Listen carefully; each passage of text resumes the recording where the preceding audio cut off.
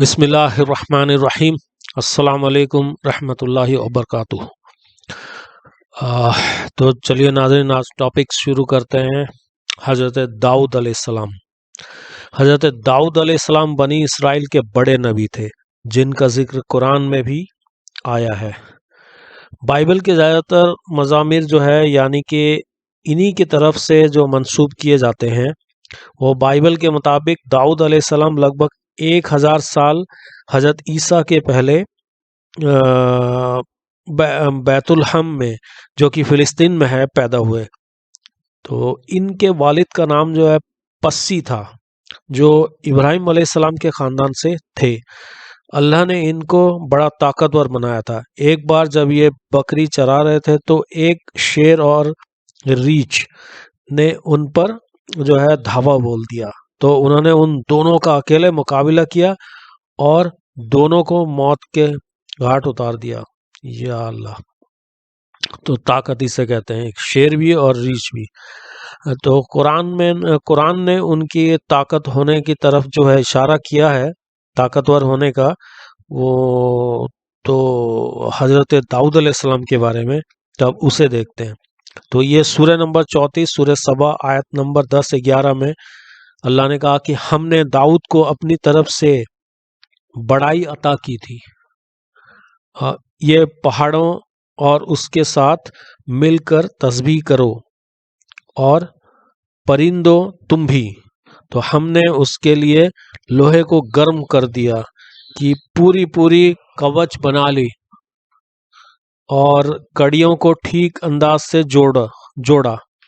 تو یہ ایک دوسری جگہ پر نبی صلی اللہ علیہ وسلم کو تسلی دی جا رہی ہے کہ آپ بھی داؤد علیہ السلام کی طرح جو ہے وہ صبر رکھیں، کیونکہ داؤد علیہ السلام بہت طاقتور تھے لیکن ان کو بھی تکلیف اٹھانی پڑی، لیکن وہ اللہ کی طرف ہی دھیان لگائے رہا۔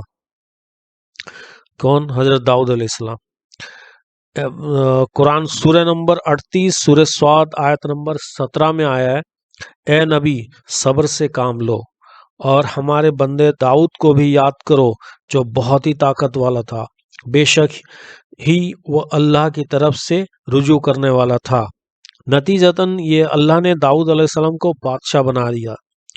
اور اللہ نے سورہ 38 سورہ سعد آیت نمبر 26 میں اس کے بارے میں ایک آیت ہے کہ اے داؤد، ہم نے تجھے زمین میں خلیفہ بنایا، اس لیے تم لوگوں کے بیچ حق کے ساتھ فیصلہ کرو اور اپنی مرضی سے پیروی نہ کرو، وہ تجھے اللہ کا راستے سے بھٹکا دے گی۔ اپنے مرضی سے اگر کوئی بھی کرتے، انبیاء کرام بھی، تو بھٹا تھا، کیونکہ انبیاء کرام جو ہے وہ اللہ کی باتیں کرتے تھے اور اللہ کی طرف سے اللہ کی حکومت آئی فیصلہ کرتے تھے، انصاف کرتے تھے لوگوں کے ساتھ۔ پھر ایسا ہی ہوا کہ بنی اسرائیل کی خواہش پر اللہ نے طالوت نام کے آدمی کو ان کا بادشاہ بنا دیا، تاکہ یہ جالوت نام کے بادشاہ جو ہے ظالم تھا اس سے محفوظ رہ سکیں، جو برابر ان پر حملہ کر رہا تھا۔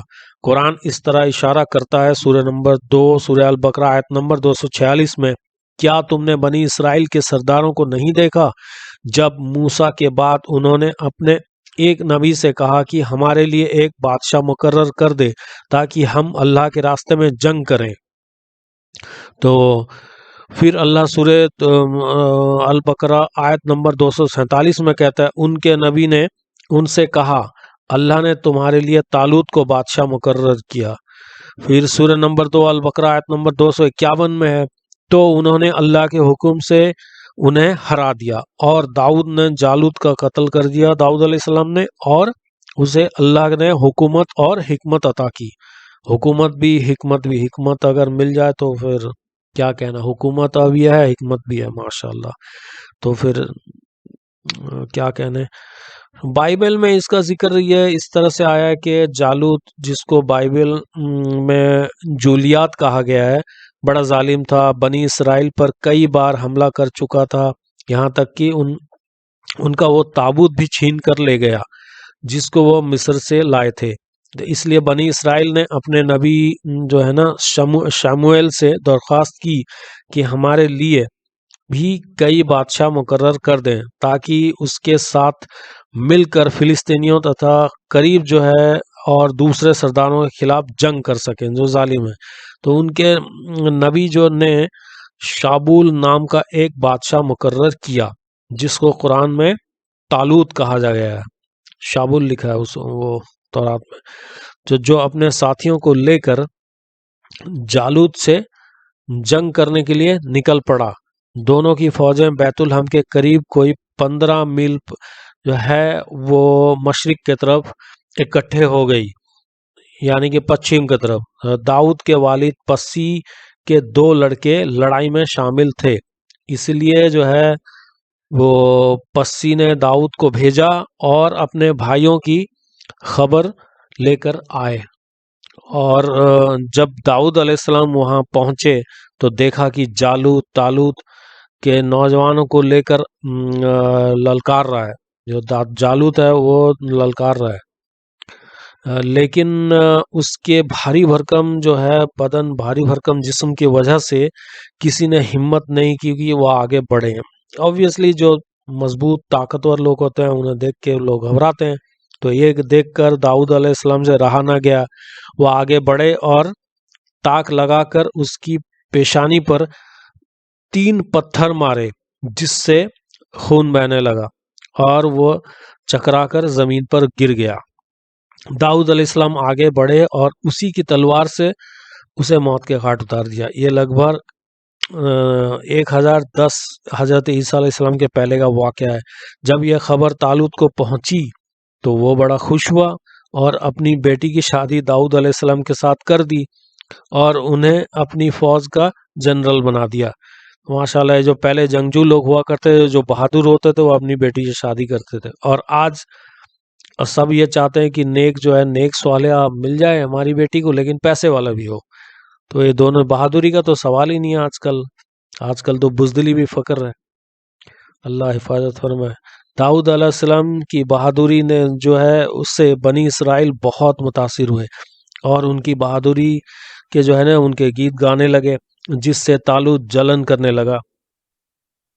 وہ ظاہر بات ہے تو جلنا ہی تھا، اور ان کی طرح اسے قتل کا سکیم بنانے لگا. تو اس لیے وہ اس کے دربار میں بھاگ نکلے اور ہبرون چلے گئے، جہاں لوگوں نے ان کو اپنا بادشاہ بنا لیا. بہادر تھے ہی اور نبی بھی تھے. 7.5 سال تک وہ حکومت کرتے رہے. تو جالوت کی موت کے بعد بنی اسرائیل نے ان کو اپنا بادشاہ مان لیا.